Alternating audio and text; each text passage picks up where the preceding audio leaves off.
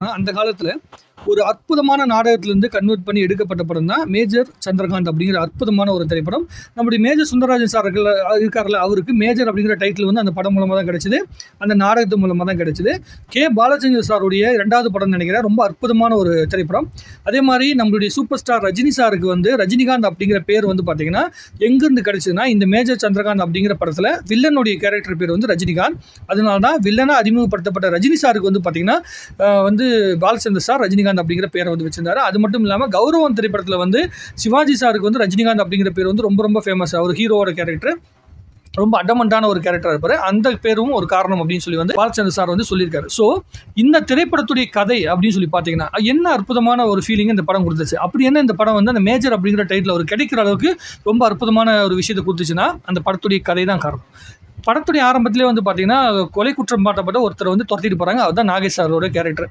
நாகேஷ் அவர்கள் வந்து ஓடி போகிறாரு. போலீஸ் துரத்திட்டு போய் இந்த மேஜர் அவர்கள் இருக்கார்ல, மேஜர் சந்திரகாந்தோடைய வீட்டுக்குள்ள போயிட்டு வந்து தஞ்சை புகுந்துறார். தஞ்சை புகுந்த உடனே அவர் வந்து கண்டுபிடிச்சிடறாரு. அவருக்கு வந்து கண் பார்வை இழந்தவர் தான் மேஜர் சந்திரகாந்த். ஆனால் அவருக்கு வந்து அந்த வீட்டுக்குள்ள என்னென்ன நடக்குது அப்படிங்கிற விஷயம் ரொம்ப தெளிவாக தெரியும். அப்போ அவர் கூப்பிட்டு வந்து கேட்குறாரு. இப்போ உள்ள வந்ததுக்கப்புறம் வீட்டுக்குள்ளே வந்ததுக்கப்புறம் அவனுடைய கதையை வந்து கேட்குறாரு. கதையை கேட்டது பிறகு தான் நான் வந்து ஒருத்தனை கொலை பண்ணிட்டேன், அதனால தான் என்னை வந்து போலீஸ் துரத்துறாங்க அப்படின்னு வந்து சொல்கிறாரு. அந்த கொலை பண்ணதுக்கான காரணம் என்ன அப்படிங்கிறத வந்து கேட்குறாரு. நீ கொலை பண்ணிட்ட, சட்டப்படி தப்பு பண்ணிட்ட, அதனால் வந்து என் வீட்டுக்கு இடம் கிடையாது, நான் வந்து நேர்மையான வந்து அதிகாரி அப்படின்னு சொல்கிறாரு. என்னுடைய பையனும் ஒரு போலீஸ் அதிகாரி, என் பையனும் இன்னும் 2வது பையனும் வந்து படிச்சுட்டு இருக்கான் காலேஜில் அப்படின்னு சொல்லி வந்து சொல்கிறார். அப்போது அவருடைய ஹிஸ்ட்ரியை வந்து பார்த்தீங்கன்னா நம்முடைய நாகேஷுடைய தங்கச்சியாக நடித்தவங்க தான் வந்து பார்த்தீங்கன்னா ஜெயலலிதா அவர்கள்.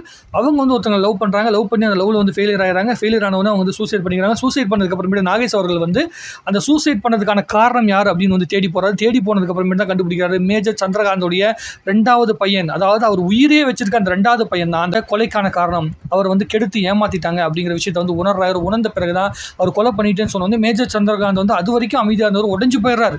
என்னடா நம்ம பையனை வந்து கொண்டுட்டு நம்ம வீட்டில் வந்து நிற்கிறான் அப்படின்னு சொல்லிட்டு.